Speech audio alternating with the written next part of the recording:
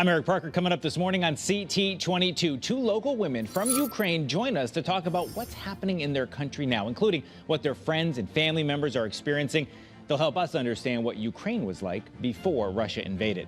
And with gas prices going up, Connecticut's Attorney General William Tong is on the program to fill us in on what his office is doing about gas price gouging.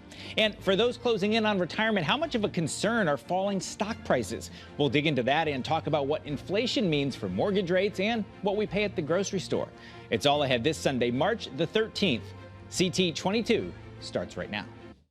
From WFSB, this is CT22 with Eric Parker, sponsored by Hartford Healthcare. Good morning. Thank you for being with us. What's going on in Ukraine is painful for all of us to watch. But for those who grew up there and have friends and family there still, seeing what's happening from afar is another level of heartbreak. Natasha Sazanova and Katrina Pushkar are two volunteers we met during the Three Cares efforts to collect items at the Ukrainian National Home of Hartford last week. They're joining us in Studio A this morning. Ladies, thank you so much for being with us. Thank you for having us. I think a lot of our viewers probably didn't know a lot about Ukraine until the last few months. And you both came over as young women having grown up there. And Natasha, I'll just start with you. As you see these images now, what's your reaction? Utter shock. Like, I still can't fathom that this could be happening in Europe in our time. This is something like footage from World War II. Only it's more horrifying for me because it's actually in color and it's my people.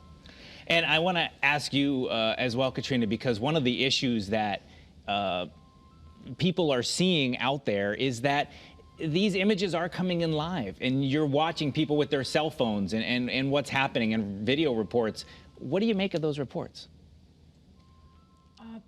That's unbelievable. You cannot believe it's happening right now with them. But when you're talking to your families and they sending you the pictures of the place you well known, you've been there many times and it's destroyed and it's not there anymore. It's terrifying, and you have no words to describe that. It's pain.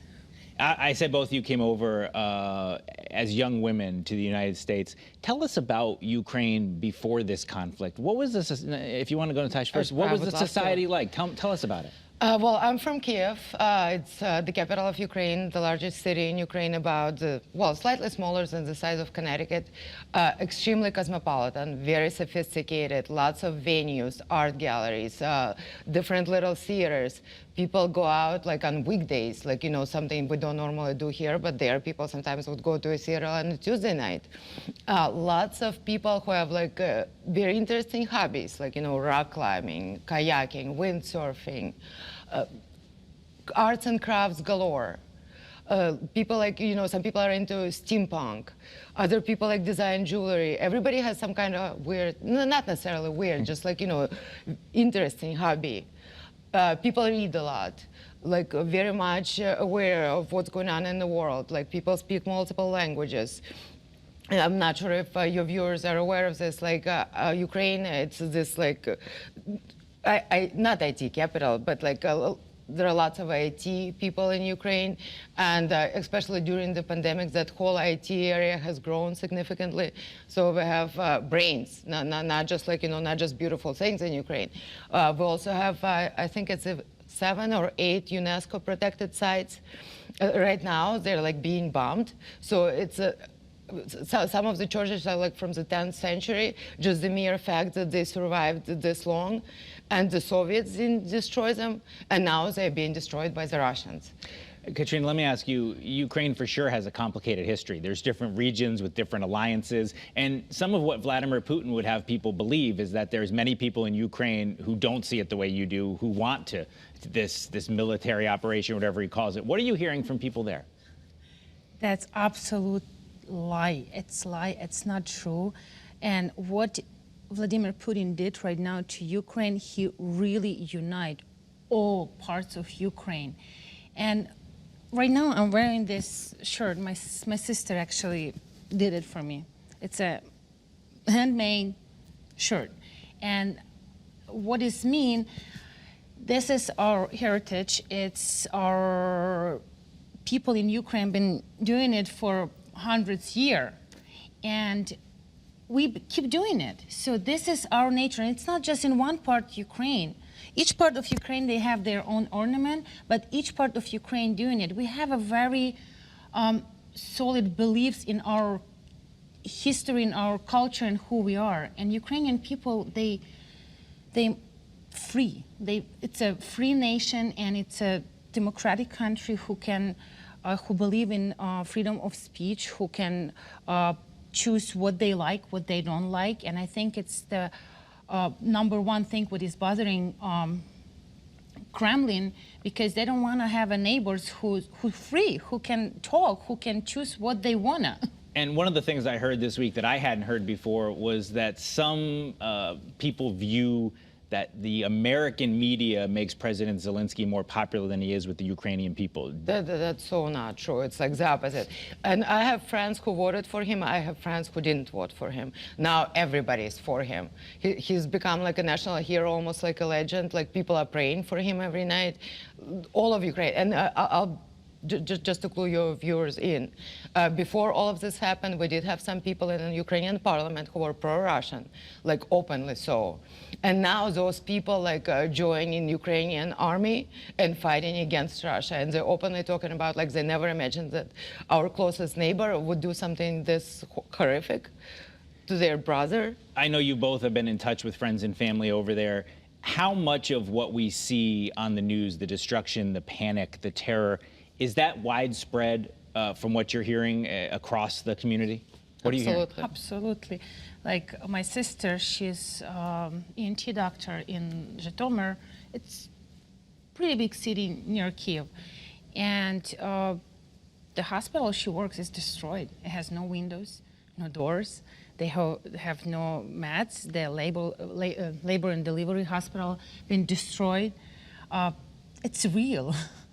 It's very real. And I know we met you both at our 3 Cares for Ukraine event this past week. What has it been like to see the outpouring of support from your new home to your old home? Has it been meaningful? I don't think the word meaningful describes it. It's heartwarming. I live in Wethersfield, not far from where Ukrainian National Home is.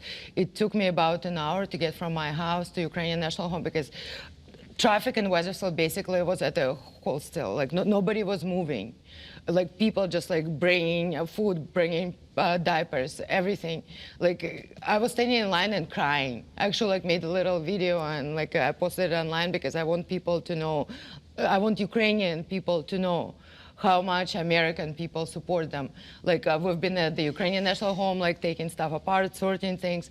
We had people from all walks of life, like all ages, all nationalities, all genders. We had like 7-year-old kids, like from, I don't know, Puerto Rico. And we had like American and 90-year-old grandmothers all working together.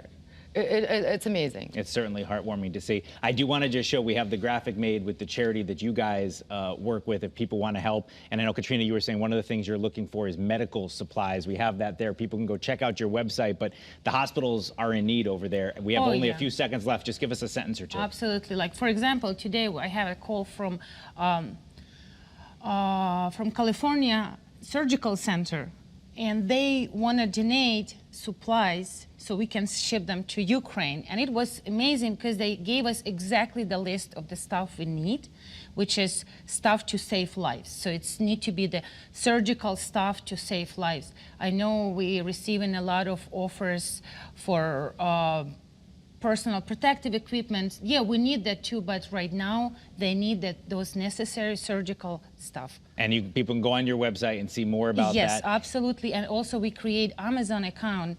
It's connected to our Maidan United, and you can actually go there directly and order some stuff.